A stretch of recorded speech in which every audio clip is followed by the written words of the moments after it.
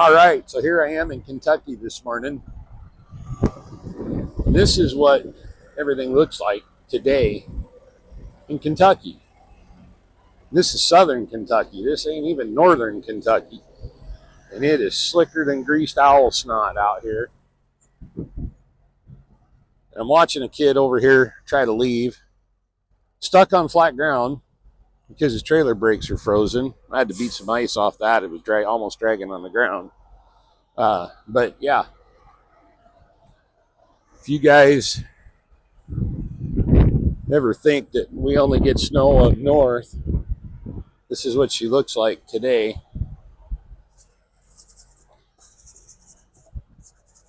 And I think this kid over here that's trying to leave, he should just really just stay right here. He's right there, stuck on flat ground. Because nobody trains these guys how to drive.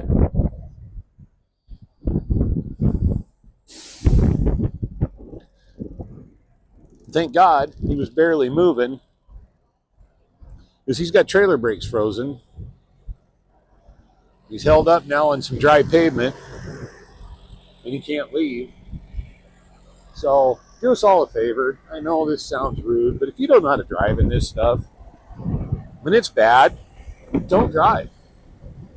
Just don't drive. Stay home. Go work at McDonald's. I think that's the best bet for you. So anyway, that's my food for thought for today. Okay, so I take it back. This kid's actually pretty nice. He's dumber than a bag of rusty lock washers, but so his trailer brakes were frozen. So I ran into him in the. Hang on. Okay, so just talked to that kid inside. Nice young kid. Dumber than a bag of rusty lock washers. You know, he doesn't know anything about this stuff, driving in the snow. And brand new driver. I run into him in the store, and he was trying to buy airline antifreeze because some other driver told him his brakes were frozen. I'm like, that's not going to help you. You got a hammer? Yep. So it's a big hammer. Oh yeah, which it wasn't. It was a little chipping hammer. I mean, it wasn't maybe 16 ounce, 20 ounce hammer, but you got what you got, right? I told him, I said, dude, you need to get like a 3-pound hammer to carry with you. But anyway, I told him it was inside. I said, you're stuck there on that flat ground because your trailer brakes are frozen, your wheels won't turn, and your trailer is on dry pavement. Because he must have been parked there long enough that there's actually dry pavement underneath his truck and trailer. But he got out ahead of that with the drives and the trailer being stuck, the brakes being frozen on. He just came to a stop and was spinning drive tires. And so I said, go out there and beat on the drums, the brake drums. So make sure your tractor brakes are set, but push the red button in. And I said, beat on them drums like they stole your girlfriend. And he goes, what? And I said, beat on it like it stole your girlfriend. I said, don't be kind to it. You're not going to break those drums, right? So I come back out, got my coffee. I come back out, and he's underneath there beating on the spring brake can. I'm like, no, the brake drum. And he goes, well, I said, no, the brake drum, inside the wheel there. So I showed him, I hit it a couple times. I said, you see all that ice dripping out underneath that shoe? I said, that's why you won't move. Your brakes are frozen.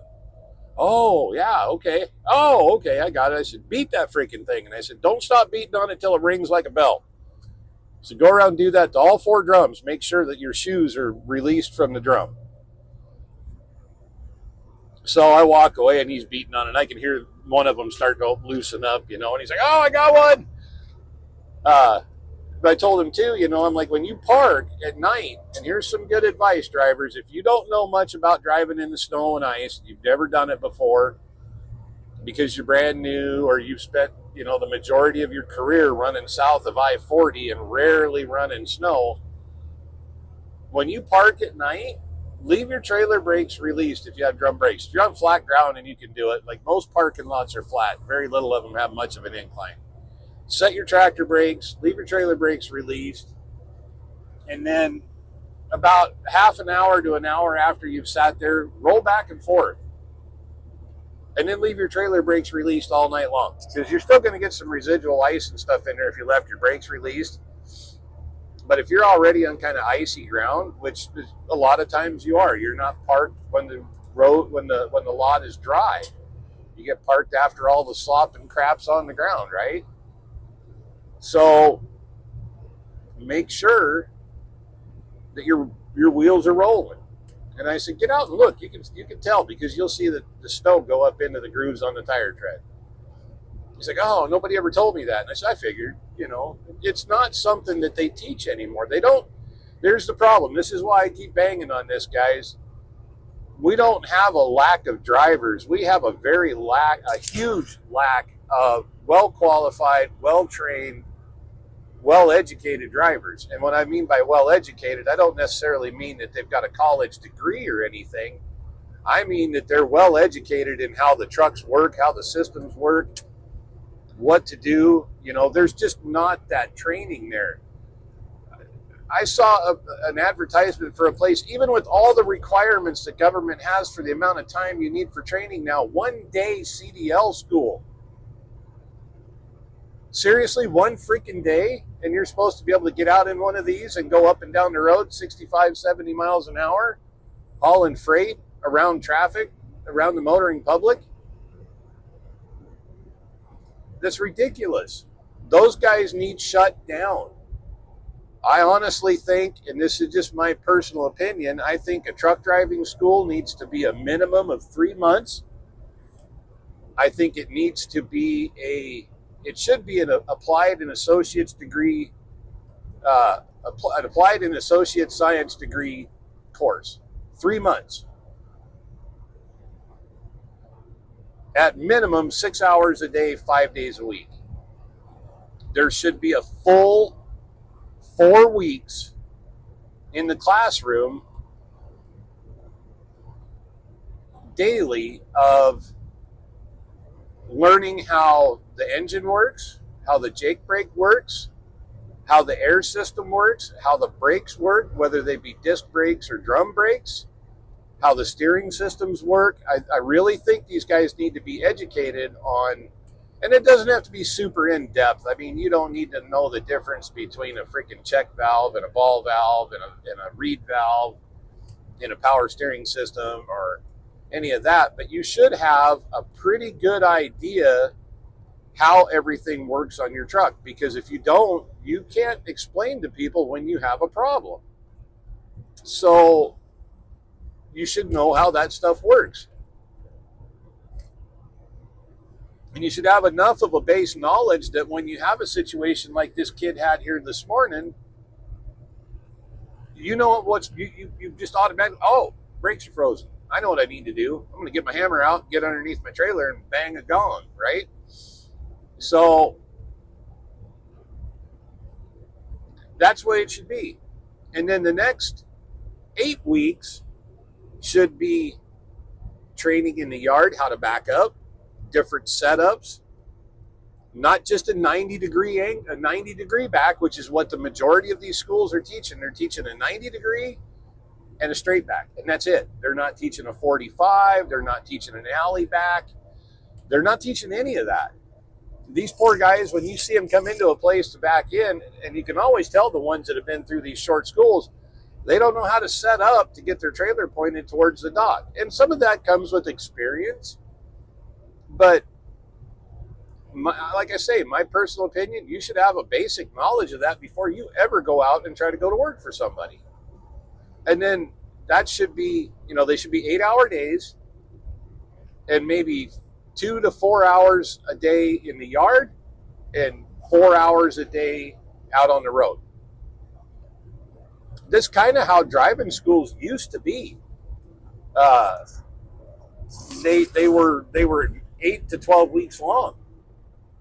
And guys came out with a very solid basic ability to drive a truck. They could go to work for somebody and spend a week or 2 or 3 with a trainer with the company to kind of polish them up a little bit and to get to know the paperwork and everything.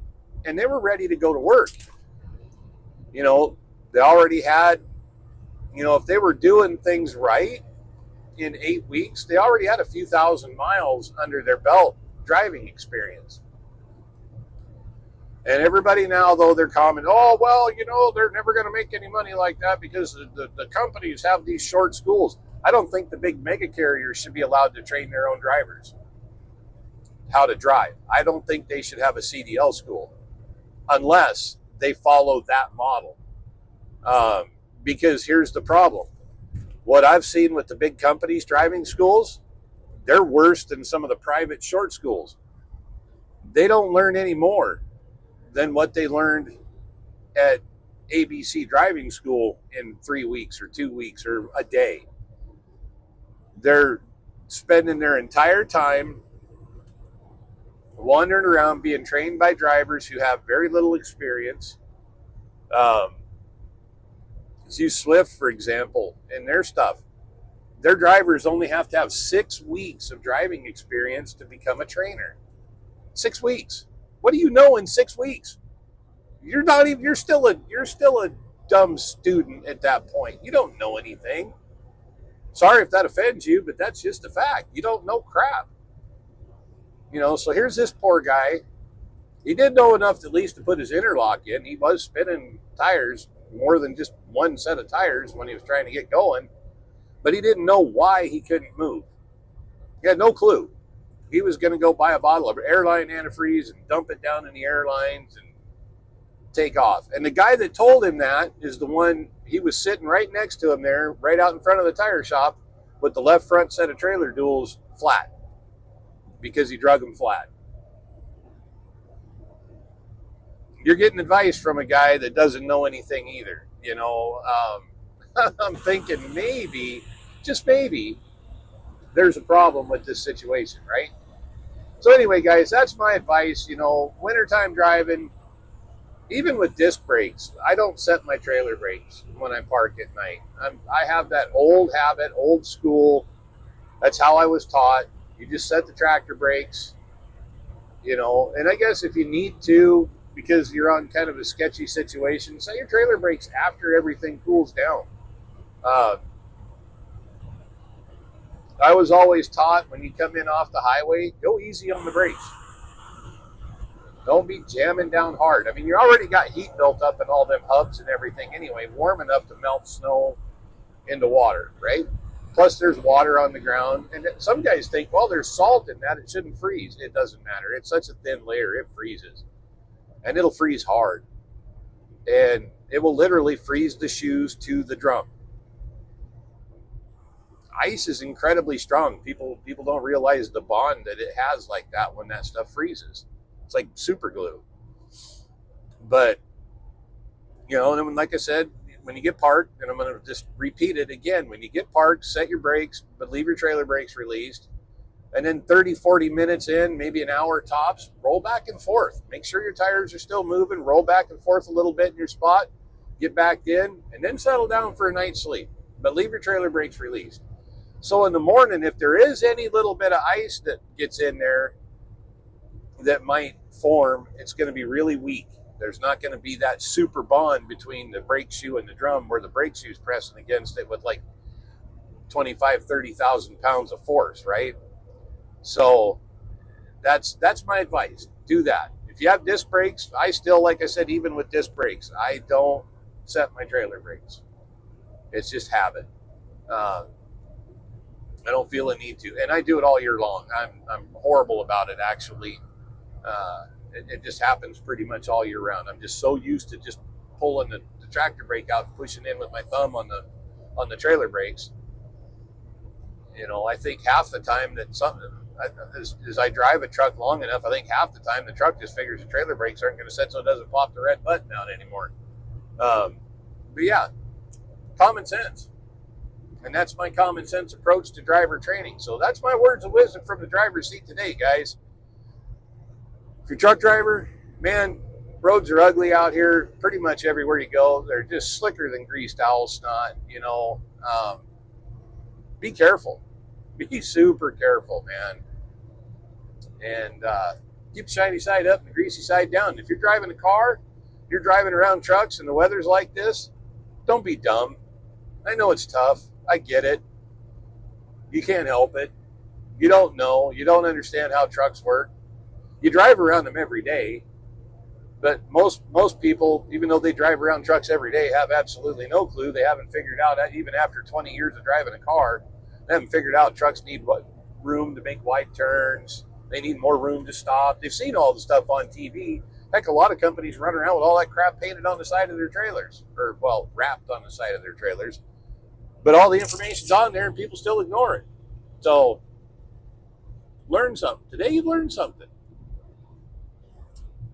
And I hope it was helpful. I really do. And I hope you have an awesome day. I hope you smile, love on your family, treat your friends nice, be nice to everybody out in the public. Everybody's doing a job. Even though maybe you don't like what they do, they're still doing a job. And they should be appreciated for it. So thank you. If you work hard for a living, thank you for being a productive member of society. If you're sitting in the basement complaining because nobody wants to hire you because you've got dyed hair and face jewelry and tattoos everywhere, and you tattooed your eyes black, and you've never had to work for a living, but now that Trump's in office, he's not going to give you any special treatment. You're no longer a disabled person. Now you're just a person who made some poor choices in your life. I'm sorry. Yeah, I know that's going to offend somebody, but I don't really care. I'm to the point in my life I don't care. It's just the facts. So anyway, take care. Have a great day. Catch you on the flip flop. See ya.